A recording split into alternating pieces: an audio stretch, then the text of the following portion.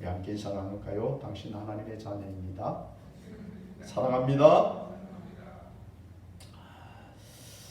제가 어릴 때에 가끔씩 자다가 깨는 수가 있습니다. 언제냐면 무서운 꿈을 꾸었을 때 무서운 꿈을 꾸고 딱 깨가지고는 두리번 살핍니다. 그러면서 부모님의 숨소리가 들리는가 안 들리는가, 우리 부모님이 돌아가셨으면 어쩌겠나, 어떻게 하겠나, 이런 생각이 드는 거죠. 그래서 가만히 들어보면 숨을 쉬고 있습니다. 그러면 이제 부모님이 살아계시는구나, 그랬던 기억이 있어요. 사람은 누구든지 태어나면 죽게 되어져 있습니다. 오늘 본문 말씀은 세례 요한의 죽음에 대해서 이야기하고 있습니다. 세례 요한 하면 예수님께서 여자가 낳은 자 중에 이보다 큰 자가 없다 라고 말할 정도로 대단한 예수님께서 인정하신 그런 선지자입니다. 근데 오늘 이의 죽음을 보게 되어지면 그 헤롯이, 여러분들 성경에 이제 헤롯이 참 많이 나옵니다. 오늘 여기 나오는 헤롯은 헤롯 안티바스라는 사람입니다. 분봉왕 헤롯. 예수님 당시에 예수님이 출생할 때는 헤롯 대왕이라는 그 헤롯, 그러니까 헤롯 안티바스의 아버지입니다. 오늘 나오는 이 헤롯은 헤롯 안티바스입니다. 이 헤롯 안티바스가 오늘 보면 바로 생일을 맞아가지고 그 헤로디아의 딸이 와서 아주 춤을 춥니다. 굉장히 잘 췄는지 보니까 다들 있는 사람들이 그냥 하는 걸 보고 환호를 하면서 그렇게 이제 이 헤로디아의 딸을 축하하고 있는 모습을 보게 됩니다.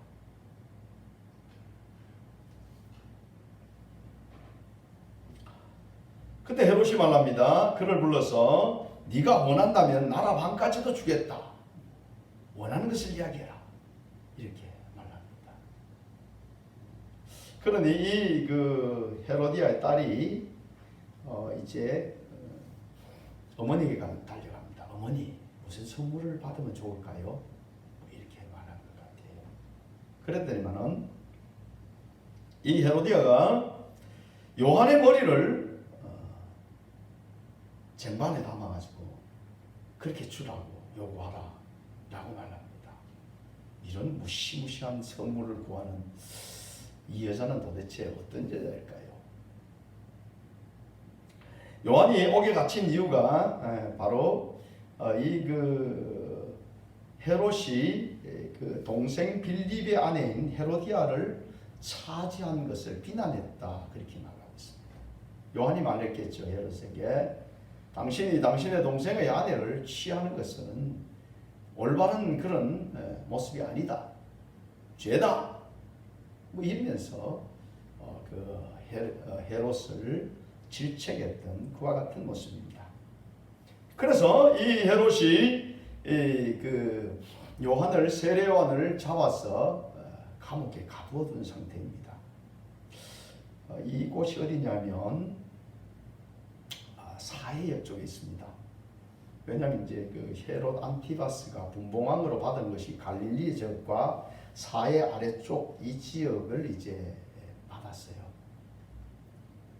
지금 사해 아래쪽은 바로 지금 요르단 지역입니다. 요르단 지역. 요르단 지역인데 그것은 굉장히 험한 지역이에요.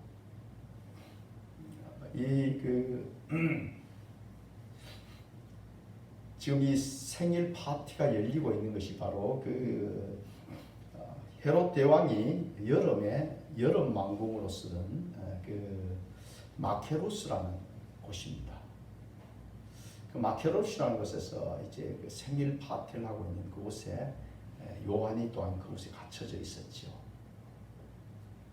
근데 헤로디아가 왜 요한의 머리를 이제 선물로 주라고 말하고 있습니까? 그래요. 이 헤로디아라는 여인은 그 빌립 1세의 그 아내였습니다. 그리고 빌립 1세의 그 1세와 사이에 오늘 보면 헤로디아의 딸이라고 말하는 그 이름을 살로메라 그렇게 말합니다. 살로메. 예수님이 죽으시고 나가지고 그 여러분 무덤에 가져간 살로메하고는 다른 살로메입니다. 이름이 동일 이름들이 있으니까 이렇게 이 살로메라는 그 딸은 그 헤로디아와 빌립 1세 사이에 태어난 그런 딸이죠. 그런데 이 헤로디아라는 여인도 굉장히 정치적인 권력 이런 욕망이 있는 여인이었어요. 그러니까 이 빌립 1세는 여러분 나오는 빌립 2세하고 또 다릅니다. 빌립 1세는 아무 그 봉토도 그러니까 땅을 가지지 않는 왕도 아닌 이런 사람이었습니다. 여러분 그 나중에 빌립 2세가 나오는데 빌립 2세는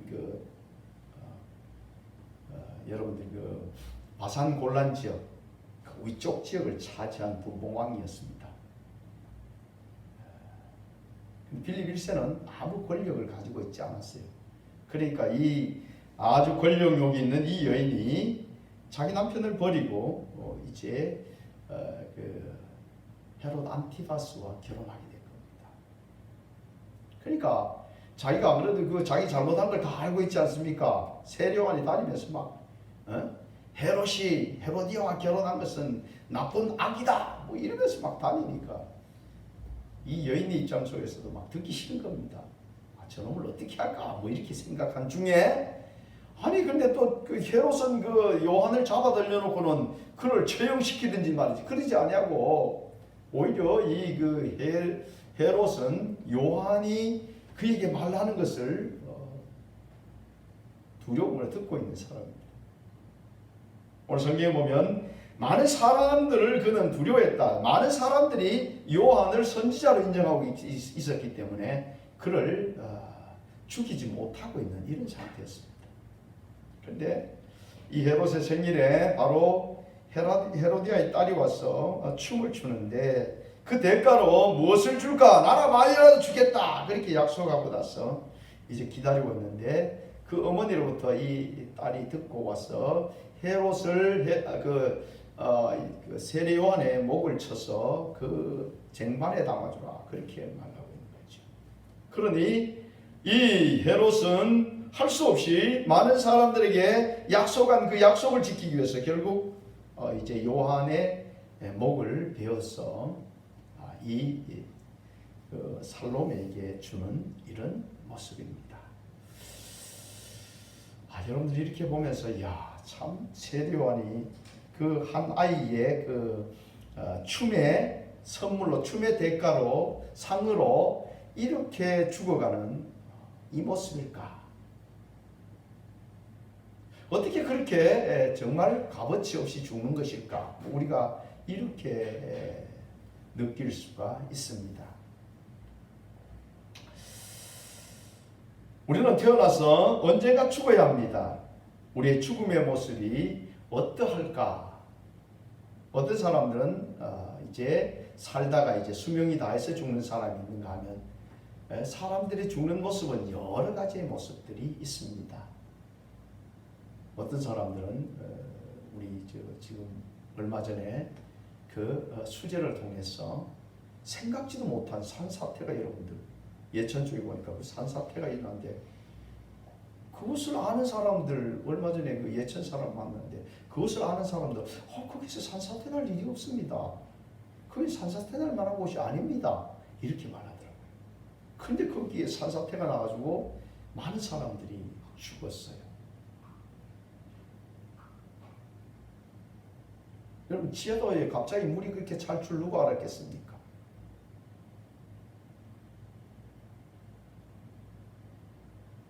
어떤 사람들은 논에 여러분들 이렇게 비가 오면 논에 이렇게 물을 여러분들 항상 이렇게 봐줘야 됩니다. 그래서 가가지고 그거 보러 갔다가 물에 떠내려서 죽는 사람이 있는가 하면 안타까운 소식도 있었지요. 그 해병대들이 와서 막 구조 활동도 하고 또 이제 떠내려간 사람이 있으면 이제 막 찾거든요. 안타깝게 보니까 독자인데 보니까 그 물에 떠내려가서 죽어버리는 이런 일도 있었습니다.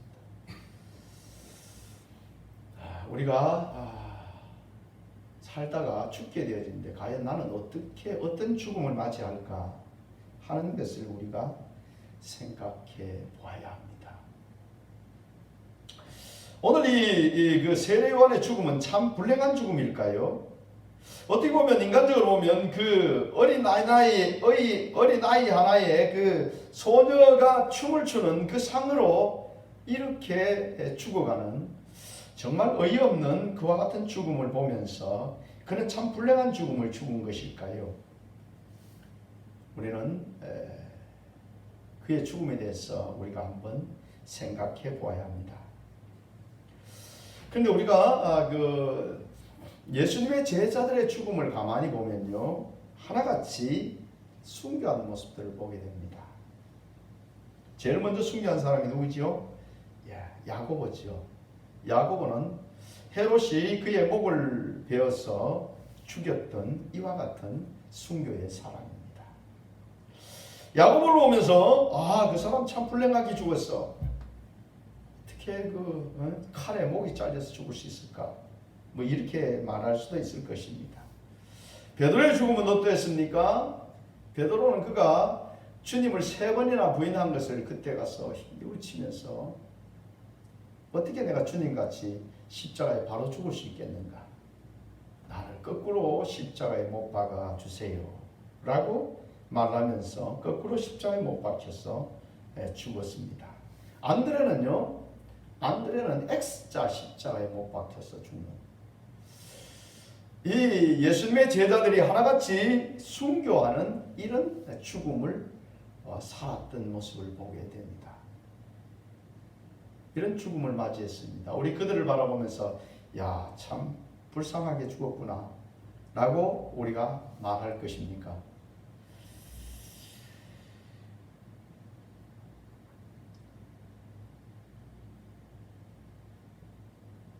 믿음의 사람들은 어떻게 죽었느냐라는 것에 초점을 맞출 것이 아니라는 것을 우리가 기억하셔야 됩니다.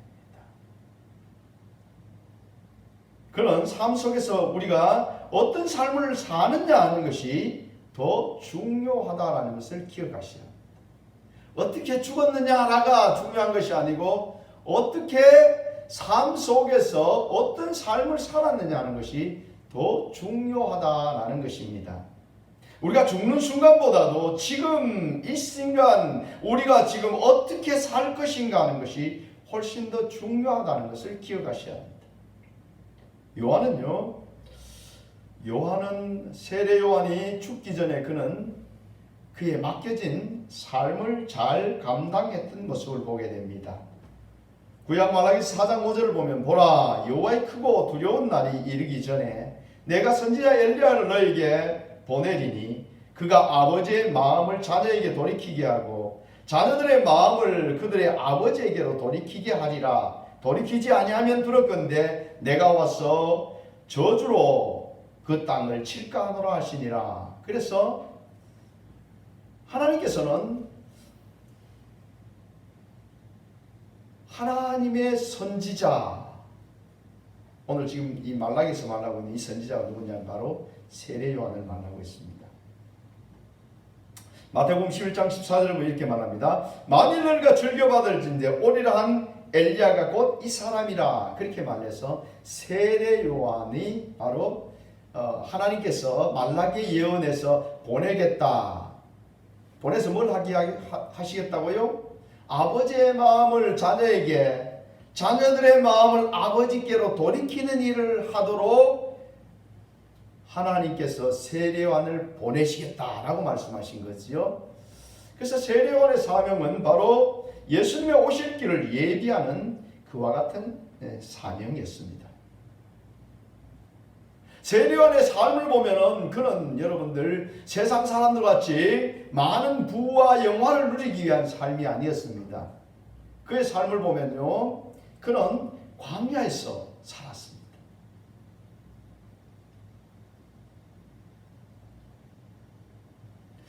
그래서 그 세례요한을 들어서 그 에스네파, 그 여러분들 쿰난 동굴 여러분들 기억하시죠? 거기에 이런 필사본들이 발견됐던 쿰난 동굴, 그 지역에 사람들이 경건하게 주님의 오심을 기다리면서 살아간 사람들이 그곳에 살았다라고 말하고 있어요. 그래서 세례요한도 한때 그곳에서 계속 살았다라는 그런 말이 있습니다. 그러니까 세례요한은 사람들과 어울려서 세상적인 것들을 탐하는 사람이 아니었고, 그는 광야에서 살았고 낙타털옷을 입었고 메뚜기와 소청을 먹고 살았다.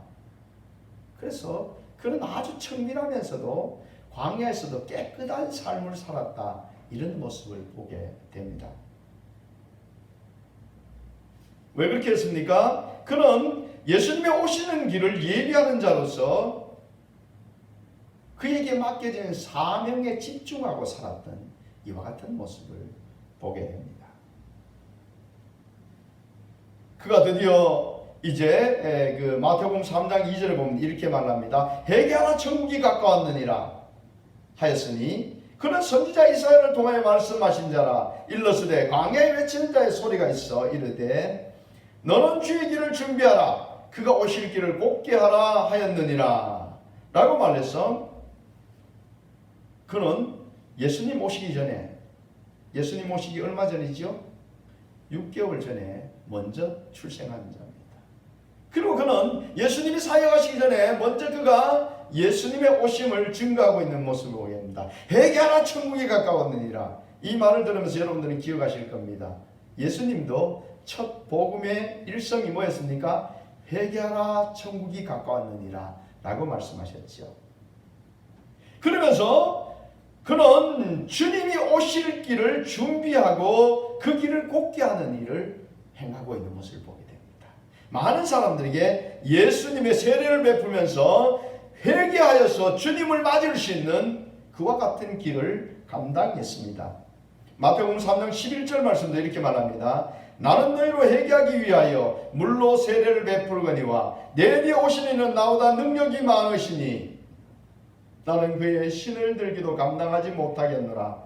그는 성령과 불로 너에게 세례를 베풀 것이요 라고 많은 사람들에게 세례를 베풀면서 누굴 전하고 있습니까? 내 뒤에 오시는 이를 전하고 있습니다. 누구를 영접하라는 겁니까? 예수님을 너희들의 구주로 영접하라. 그분이 오실 메시아다 라고 전하고 있습니다. 요한복음 1장 15절에도 이렇게 말합니다. 요한이 그에 대하여 증언하여 외쳐 이르되 내가 전에 말하기를 내 뒤에 오시는 네가 나보다 앞선 것은 나보다 먼저 계심이라 하는 것이 이 사람을 가리킴이라.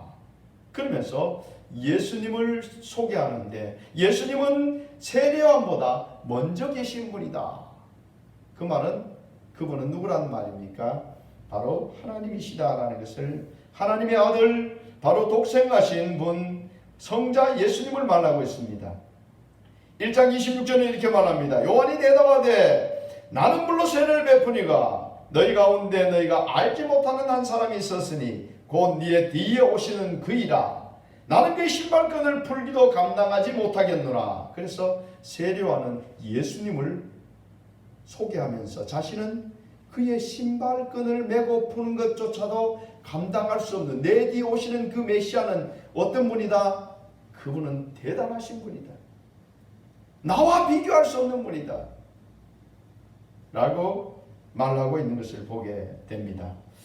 28절은 이 일은 요한이 세례 베푸던 곳 요단강 건너편 베다니에서 일어난 일이라. 이튿날 요한이 예수께서 자기에게 나오심을 보고 이르되 보라, 세상죄를 주관하는 하나님의 어린 종이로다. 내가 전에 말하기를 내 뒤에 오는 사람이 있는데 나보다 앞선 것은 그가 나보다 먼저 계심이라 한 것이 이 사람을 가리킴이라 라고 말하면서 이제 세례요한에 있는 쪽으로 오는 예수님을 가르쳐서 보라 세상 죄를 지고 가는 하나님의 어린 영이다. 저분이 바로 메시아다. 그러면서 세례요한이 예수님을 소개하는 그런 모습을 보게 됩니다. 예수님은 이 세례요한은 예수님을 늘 증거하는 일이 그의 사명인 것을 알고 늘 그는 어디에 가든지 자신을 나타내는 것이 아니고 누굴? 예수님을 증거하고 있는 모습을 보게 됩니다. 예수님이 사역을 시작하셔서 그 제자들과 함께 이제 세례를 베풀 때에 요한은 예수님을 바라보면서 이렇게 말합니다. 그는 흥하여 가겠고 나는 쇠하여야 하리라. 예수님은 날마다 더 어떻게 해요? 흥하여 하겠고 자신은 쇠해야 되겠다. 즉 예수님이 높아지고 자신은 사라져야 한다 라고 말하는 오직 정말 그에게 맡겨진 사명에 철저히 서 있었던 이런 세례요한의 모습을 보게 됩니다. 어떻게 보면 여러분들 그때 당시에 세례요한을 따르는 사람들이 굉장히 많았어요. 많은 사람들이 세례요한에게 나와서 세례를 받고 우리가 어떻게 살아야 되겠습니까? 심지어 어떤 사람들은 혹시 저가 우리 메시아가 아닌가? 뭐 이러면서 와서 당신이 혹시 우리 메시아가 아닙니까? 뭐 이렇게 물을 정도로 많은 사람들이 세례요한을 따랐던 모습을 보게 됩니다. 그러나 그는 예수님이 복음을 전하시기 시작하자 그는 이렇게 말합니다. 그분이 흥하여야 되겠고 나는 사라져야 된다. 누가 진리란 말입니까? 예수님이 진리시고 예수님만이 메시아다. 나는 그분을 소개하는 자다.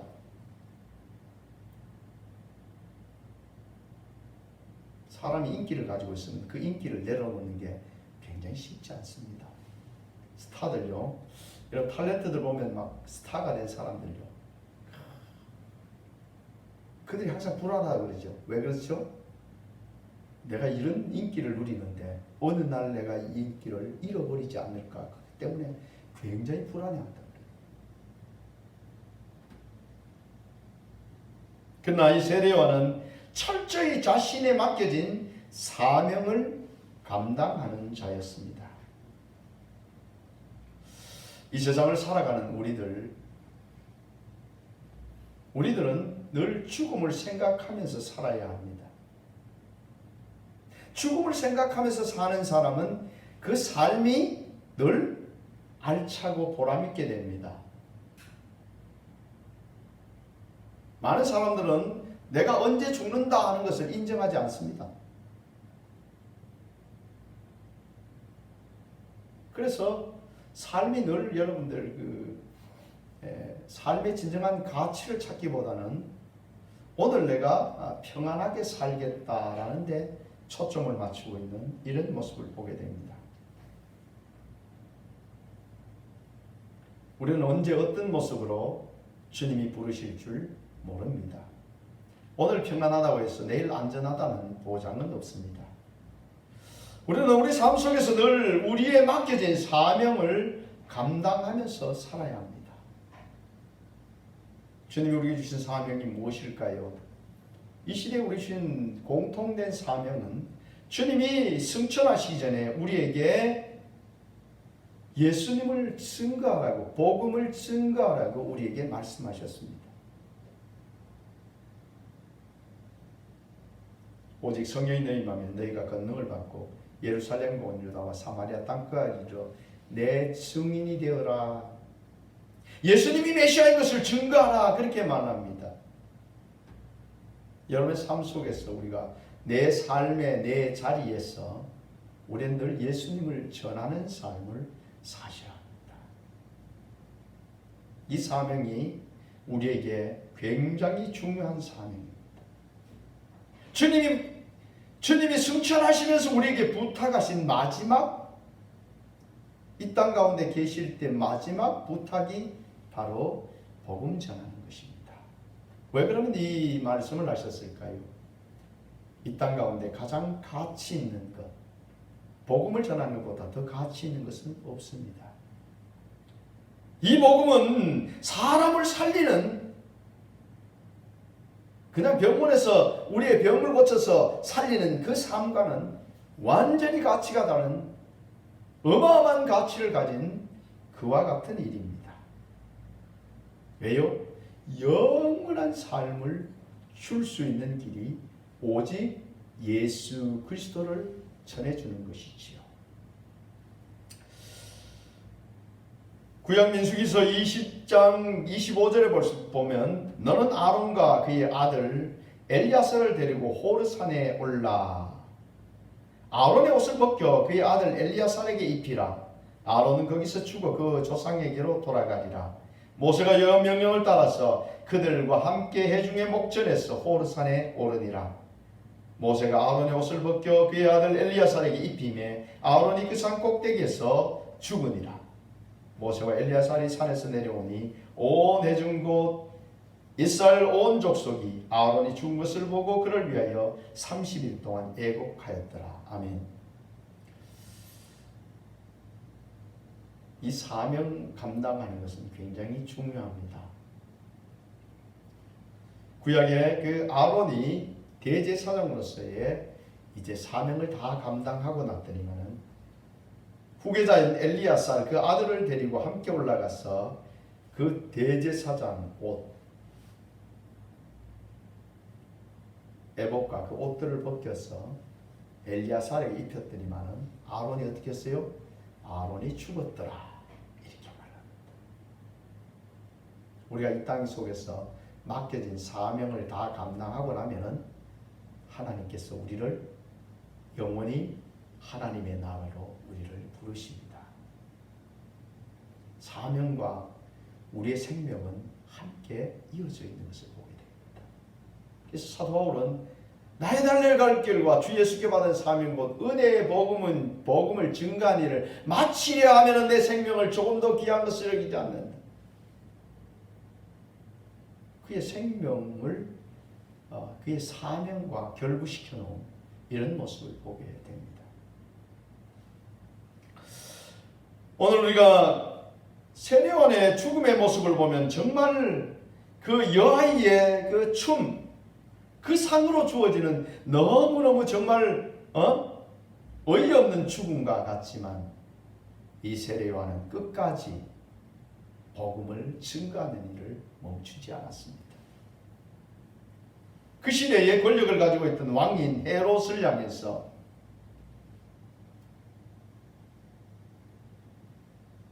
당신은 빌립의 아내, 동생의 아내를 취하는 것은 옳지 않는 일이다.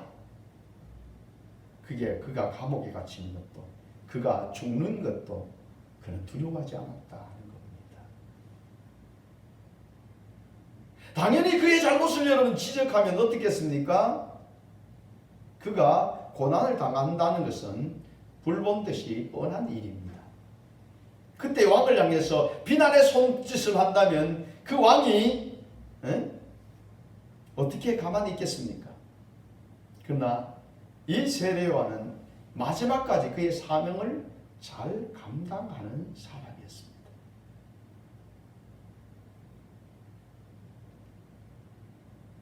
이 세례요한의 죽음, 우리는 죽은 이후의 삶을 우리는 이제 기억하셔야 합니다. 예수 믿는 우리들은 어떻게 죽었느냐? 거기에 우리의 초점을 두지 말고 죽은 이후에 이제 우리가 과연 영원한 하나님의 나라, 주님이 상 주시는 그 자리에 서는가 서지 못하는가 하는데 우리의 초점을 이제 그 초점을 바꿔야 합니다. 세례요한은 그의 사명을 잘 감당하고 오늘 세상 사람들이 보았을 때는 어떻게 저렇게 목 베어서 죽게 허무하게 저렇게 죽을까 라고 볼 수 있겠지만 그는 그 죽음이 순교의 삶이었고 그는 그 죽음을 통해서 사명 감당하는 자였기에 이제 그가 주님 나라에 이를 때에 그는 주님으로부터 큰 상이 그를 기다린다는 것입니다.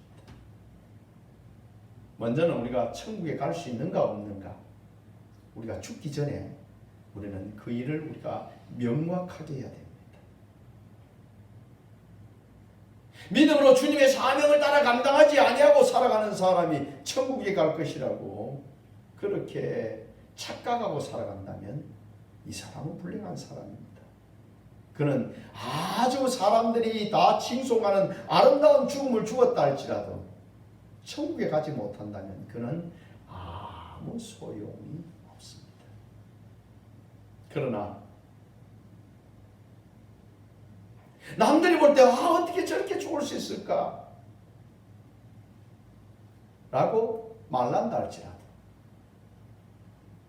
우리에게 우리의 죽은 이후에 주님께서 우리를 기뻐 맞아주시면서 여러분들의 살아온 사명 감당하는 삶을 살아온 그 삶을 보고 주님께서 천국에서 여러분들을 맞이하시고 여러분들에게 큰 상을 베푸는 사람이라면 이 사람의 삶이 얼마나 좋을까요? 우리는 이 세상의 초점이 아니라 항상 하나님의 나라에 초점을 둔다면 세리관이 회개하라 천국이 가까웠느니라 라고 말하는 것은 어디에 초점을 두란 말입니까? 천국에 초점을 두라고 우리에게 말하고 있지 않습니까? 누구든지 우리는 어떤 죽음을 맞이하든지 영원한 하나님의 나라, 우리를 위해서 예비하신 그 아름다운 곳을 우리가 유업을 얻는다면 이보다 더 아름다운 일이 어디에 있겠습니까? 여러분들은 다 하나님의 나라, 주님이 우리를 위해서 예비하신 아름다운 천국을 유업으로 받고 또 주님이 여러분들의 이 땅 가운데 살아온 삶을 통해서 여러분들에게 큰 상을 베푸는 그런 복된 자녀들이 다 되시기를 주의 이름으로 축복합니다. 기도하겠습니다. 거룩하신 아버지 하나님 감사합니다. 오늘 세례요한의 죽음을 봅니다. 세상 사람들이 볼 때는 정말 덧없는 죽음 같을지라도 그는 그에 맡겨진 사명을 잘 감당하고 주님의 나라를 영원히 주님의 나라를 유업을 얻는 자 되었음에 감사합니다. 우리가 아버지 하나님 이 땅 살아갈 때에 주님이 맡겨주신 사명 감당하고 주님이 부르실 때에 할렐루야 주님을 맞이하는 그런 복된 자녀들이 되게 인도하옵소서. 거룩하신 예수님 이름으로 기도드립니다.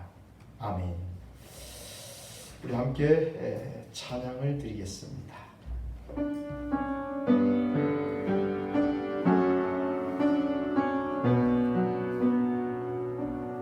난 지극히 작은 자 죄인 중에 무익한 널 부르셔서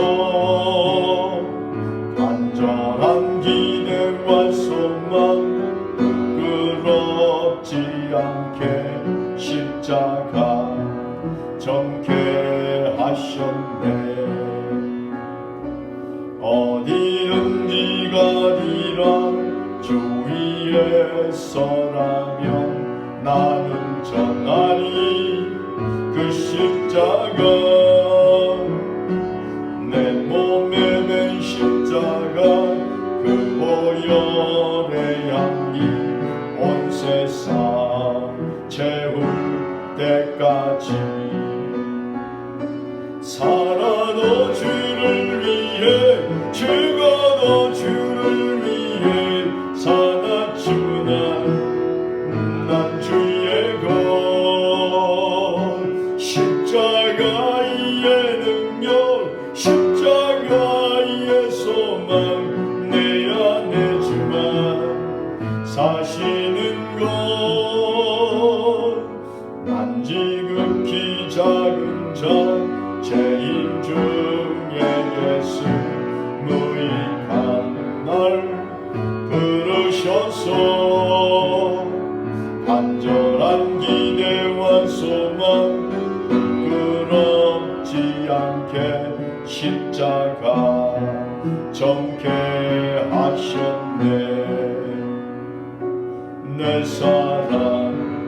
나의 십자가.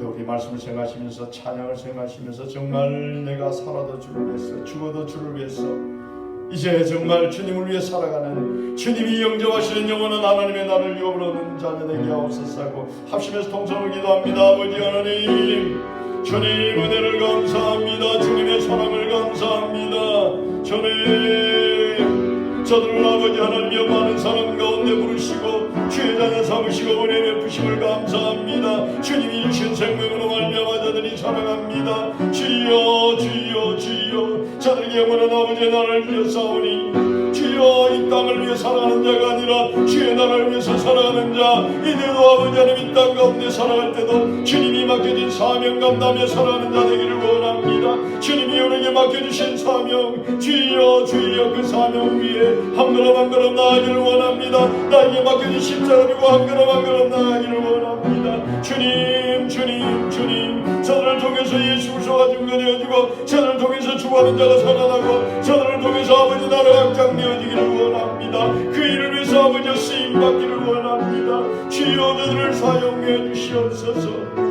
주님 앞에 설 때 주님 앞에 잘했다 칭찬받는 믿음의 자리에 설 수 있도록 주여 이 아버지 땅 가운데서 한 걸음 한 걸음 주님 따라가는 복된 자녀들로 세움받게 주여 인도하여 주시고 역사하여 주시옵소서.